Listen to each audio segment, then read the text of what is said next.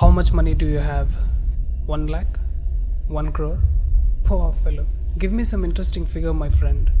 If you have 830 crore dollars, you can play with a nation. Interested? Not rupees. 830 crore US dollars. I have an interesting story for you. It's not about someone else, it's about you and me. The story was happening around us. We all have played a part in the story, but we don't even know that. This story has a hero, a blood-sucking villain, a terrorist leader, and a lot of anti-nationals.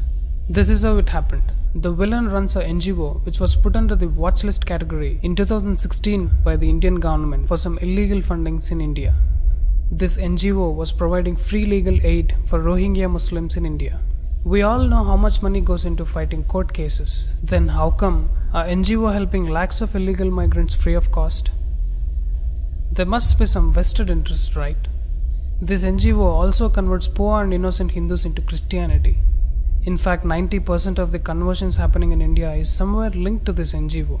The same NGO also filed a complaint against the Rafale deal, which we all know was a bogus case, and on 14 December 2018, Supreme Court of India gave the judgment that all the allegations were baseless. After that, the gentleman Rahul Gandhi had to apologize for his fake allegations. This NGO is getting busted every single day and falling under the watchlist category or prior permission category. This made the villain furious, and he wanted to take a revenge from the hero. He started doing his dirty works.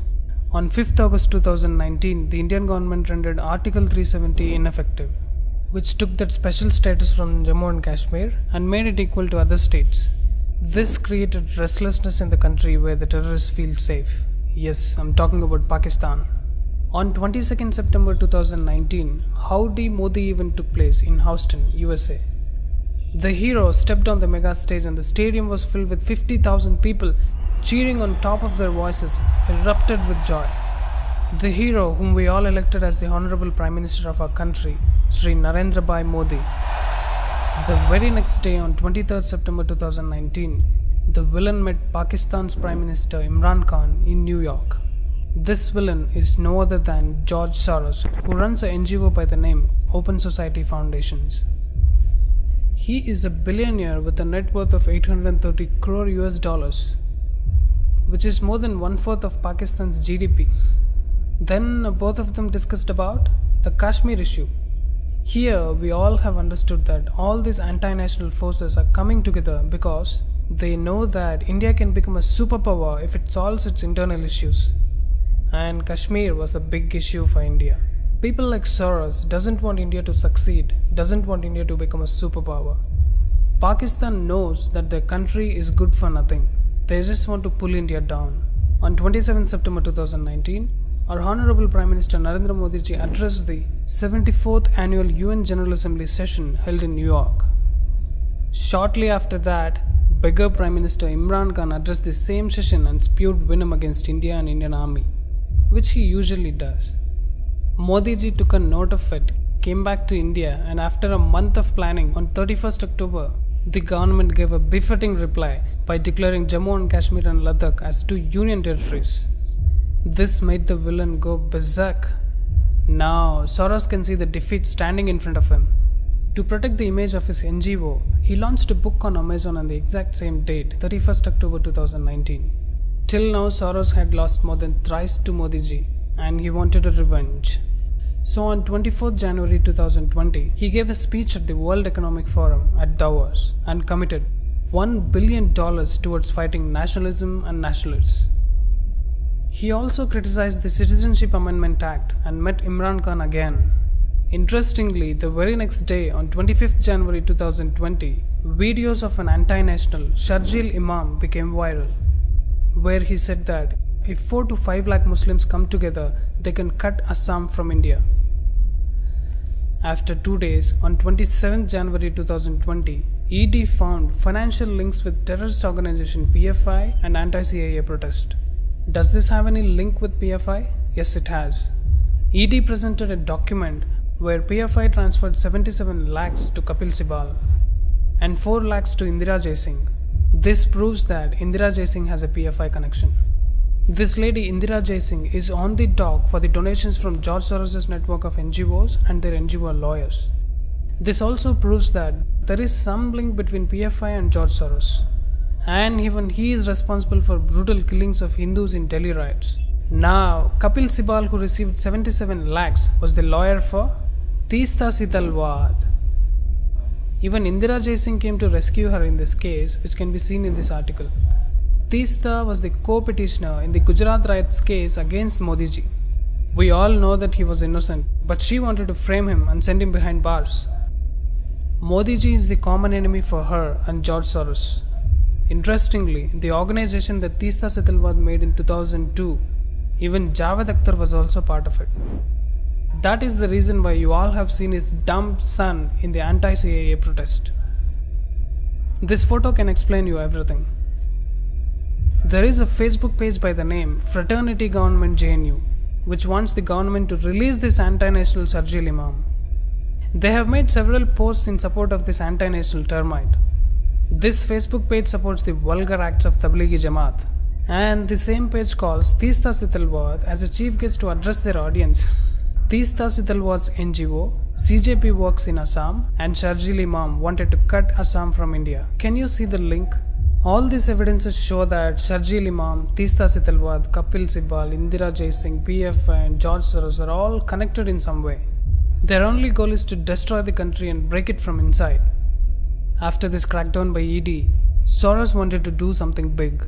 On 29 January 2020, George Soros moves to Delhi High Court against the Modi government, which had put his NGO in prior permission category.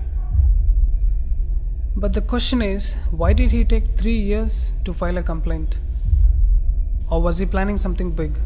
Yes, on 4th February 2020, he sent his puppet Harsh Mandar to Shaheen Bagh, where he asked everyone to join the Shaheen Bagh protest. Let me tell you one thing here. Harsh Mandar works for at least 5 Christian missionaries. He handles the conversion business of Soros. He also held more than 8 to 9 positions during the Congress's rule when Manmohan Singh was the Prime Minister. He was the main man for Sonia Gandhi, and he is the main man for Soros as well. How can a person work for the ruling party and at the same time work for the anti-Indian forces? It can only happen when the ruling party is also involved in breaking the country. We all know the hate that Sonia Gandhi has for sadhus and Hinduism, and Harsh Mandar working for Christian missionaries proves my point. After this, on 18 February 2020, Teesta Sitalwad also came to Delhi and joined the anti-CAA protest, and she was seen tutoring the protesters. She was teaching them what they have to say and what not. Watch here. क्या शाहीन बाग के आंदोलन की जगह बदलने से आंदोलन कमजोर होगा क्या? ये हमारा सवाल है, जवाब किसी को नहीं देना है, वो जवाब से पूछा जाएगा तो आपको एक को जवाब देना है, आप सब नोट करेंगे, ठीक है? तो ये पहला सवाल है, क्या शाहीन बाग के Remember, wherever she is, there is a possibility of riots. She did that in Assam, and now she came to Delhi. These protester men and women were the same who were throwing stones on the police, shooting at the police, stopping the traffic and burning buses. But they wanted some kind of retaliation from BJP, which came on 23rd February 2020, when Kapil Mishra publicly spoke out in a rally against the anti-CAA protest. The comment was not at all provocative, but Islamists and anti-Indian forces were waiting for some kind of comment which they could blame later.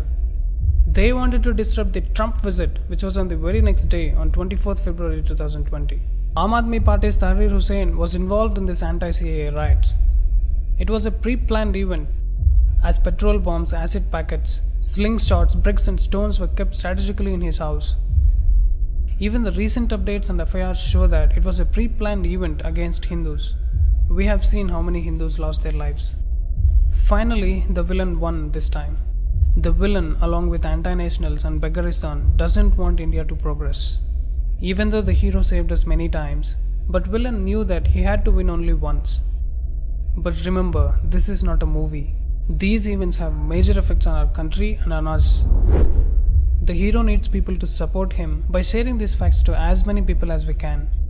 All of us saw these events happening in front of our eyes, but we never connected the dots. Please share this video with as many people as you can so that the truth reaches everywhere. Right now, the fake news and allegations, baseless, all kinds of rubbish is prevailing everywhere, especially in Twitter. Remember, Modi is a different kind of legend. You can't buy him for money, unlike other party leaders. Narendra Modi is not for sale.